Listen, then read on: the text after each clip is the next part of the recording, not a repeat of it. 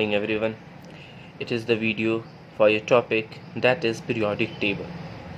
Okay तो आज हम लोग पीरियोडिक टेबल के बारे में जानेंगे।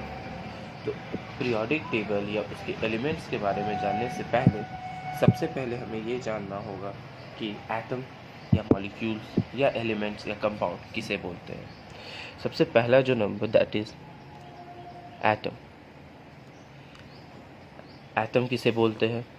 तो it is the smallest particle, it is the smallest particle of an element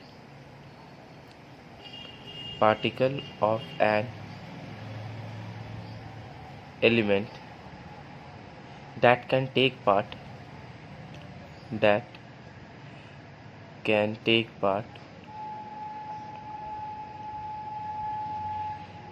in a chemical reaction.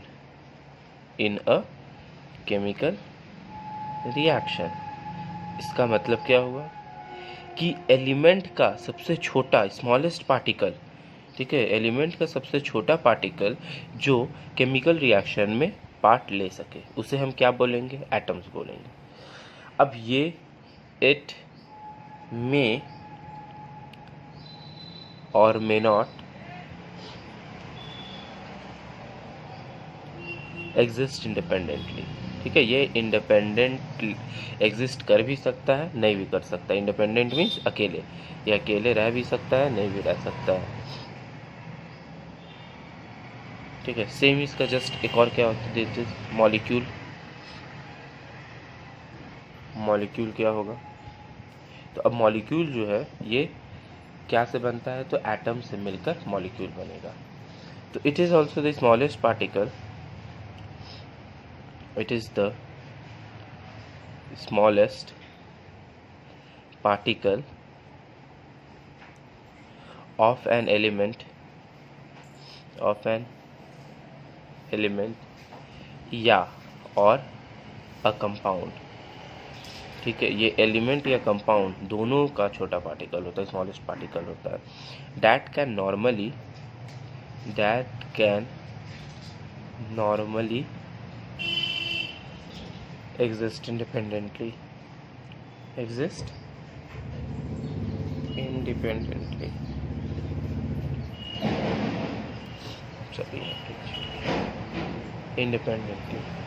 Okay.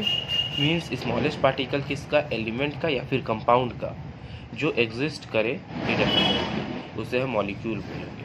लेकिन एटम किसको बोलते हैं? उस छोटे पार्टिकल्स को, एलिमेंट के ही, वो सिर्फ एलिमेंट का ही हो सकता है, उस छोटा पार्टिकल्स एलिमेंट का जो केमिकल रिएक्शन में टेक पार्ट लेता है, लेकिन वो एग्जिस्ट कर भी सकता है इंडिपेंडेंटली या नहीं भी कर सकता है। बट मॉलिक्यूल जो है वो हमेशा एग्जिस्ट करता है इंडिपेंडेंटली। सो अगर इसका एग्जाम्पल लेंगे तो क्या होगा? The smallest particle of water, ठीक है, वाटर जानते हैं। तो स्मॉलेस्ट पार्टिकल जो वाटर का होगा वो क्या कंटेन करेगा? तो two atoms of hydrogen and one atom of oxygen. तो वाटर में क्या होता है? दो एटम होते हैं हाइड्रोजन के और एक एटम होता है ऑक्सीजन का। ये कंबाइन करता है and this form one molecule of water. Means ये जो H2O बना, ये क्या बना? ये कंबाइन कर सब एटम्स कंबाइन किए हाइड्रोजन के और ऑक्सीजन के, और क्या बना? One molecule of water. तो ये कंपाउंड का एक फॉर्म कर गया, ठीक है। ये स्मॉलेस्ट पार्टिकल ऑफ एक कंपाउंड है। और जो एटम्स है वो इतना स्मॉल होता है, ठीक है, वो they are so small that they can not be seen even by the most powerful microscope, ठीक है। वो इतना छोटा होता है atoms, like 4 million gram atom placed end to end and 5 A1 millimetre of length. मतलब अगर 4 मिलियन गोल्ड का अगर एटम्स रखा जाए, ठीक है, एक लाइन से दूसरे लाइन तक, तब जाकर ये जो लाइन बनेगा वो कितना बनेगा? 1 मिलीमीटर लेंथ का बनेगा। तो समझ जाइए एक एटम कितना छोटा होता होगा, जब 4 मिलियन एटम्स को रखकर 1 मिलीमीटर बस बन रहा है, यू कैन थिंक वो कितना छोटा होता होगा, वो एटम्स, एक पर्टिकुलर एटम कितना छोटा होता होगा। So the next is element. अब एलिमेंट किसको बोलते हैं?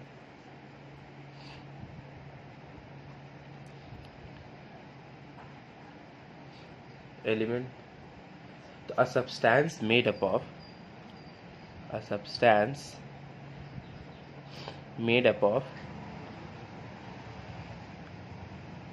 only one kind of atom, ठीक है, only one kind of atom that cannot be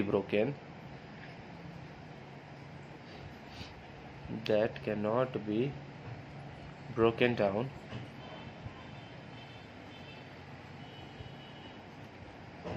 into simpler substances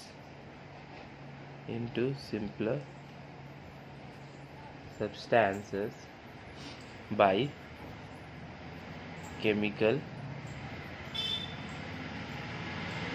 methods।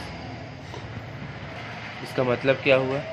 Substance made up of only one kind of atoms, ठीक है, एक ही तरह के एटम से वो बना हुआ हो जिसको तोड़ा नहीं जा सकता, ठीक है, जिसको और छोटा, that can not be broken down into simpler substances, किसी भी मेथड से उसको तोड़ा नहीं जा सकता है।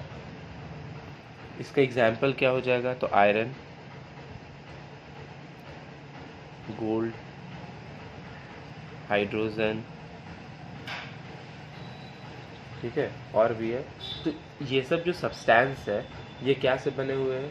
एक ही काइंड ऑफ एटम से। आयरन है तो इसमें सिर्फ आयरन एटम से मिला हुआ है, गोल्ड है तो इसमें सिर्फ गोल्ड ही एटम से मिला हुआ है, हाइड्रोजन है तो इसमें सिर्फ हाइड्रोजन ही मिला हुआ है, एंड फाइनली ये कंबाइन कर क्या बनाते हैं? एक एलिमेंट बनाते हैं। इसी का सबसे छोटा पार्टिकल जब होगा, एकदम smallest of the smallest particle, उसको हम एलिमेंट बोलते हैं, ठीक है। अब नेक्स्ट आते हैं कंपाउंड। कंपाउंड क्या होता है?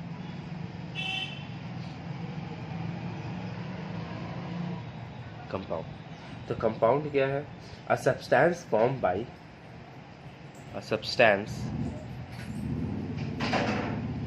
formed by the chemical combination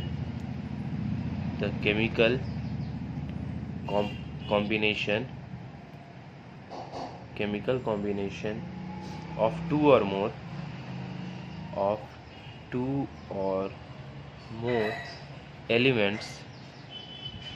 or more elements in fixed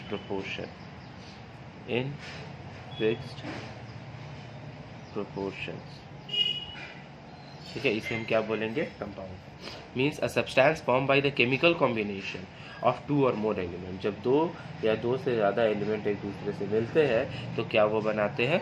compound बनाते हैं। लाइक इसमें भी वही हो जाएगा, water is made up of 2 element, that is hydrogen and oxygen.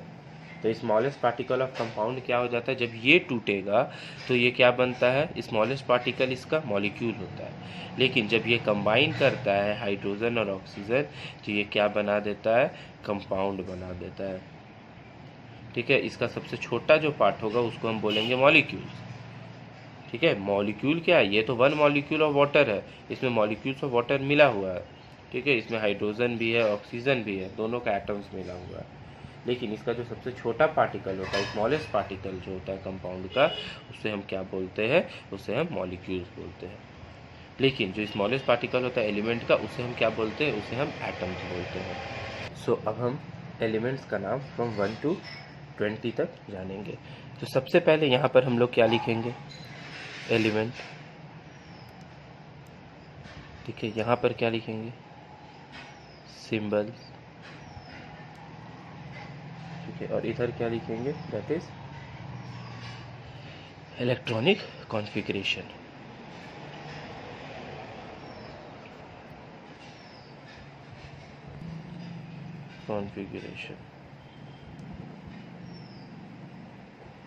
ठीक है। इसमें यहाँ लिख देंगे K shell, L shell, M and L, these are the shells of the element, ठीक है। तो इसको हम लोग पहले लिखेंगे।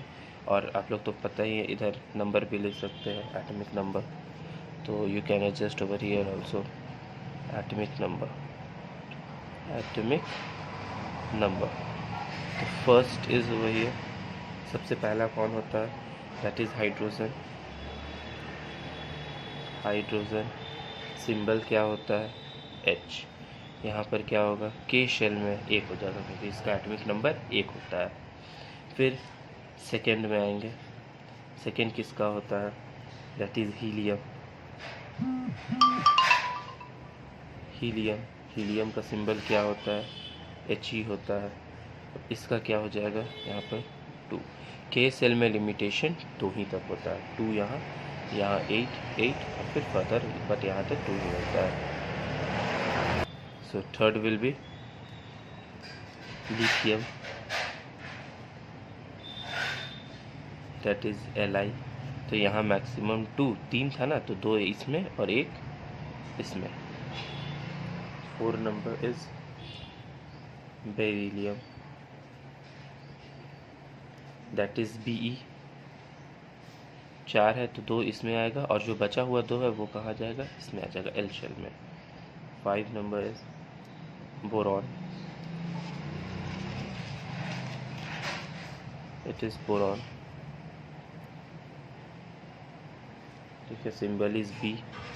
5 है, 2 K शेल में, बचा कितना 3, तो 3 इस सेल में आ जाएगा। 6 इस कार्बन। अब कार्बन कहाँ जाएगा, तो C यहाँ आएगा, जिसमें से 2, sorry symbol will be C, जिसमें से 2 इसमें, बचा कितना 6 था ना, तो बचा 4 और 4 इसमें आएगा क्योंकि इसमें मैक्सिमम 8 फिल कर सकते हैं। 7 नंबर इज नाइट्रोजन। सिंबल क्या होगा, सिंबल विल बी N। ये हो जाएगा 2 और ये हो जाएगा 5 क्योंकि 5 बचेगा। 8 नंबर इज ऑक्सीजन, ठीक है, सिंबल हो जाएगा O, इसमें 2 और इसमें कितना 6।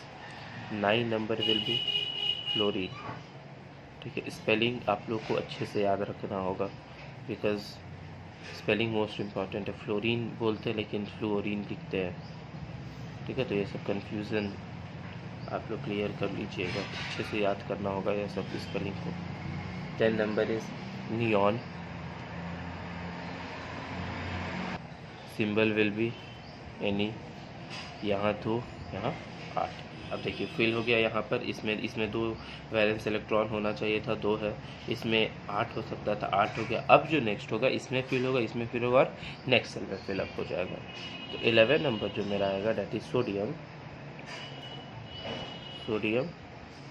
जिसका Na होता है, इसमें 11 है ना, 2 इसमें, बचा कितना 9, इसमें 8 हटेगा तो 8 और 1 जो बचा ना वो M शेल में आ जाएगा, तो हो गया टोटल 11।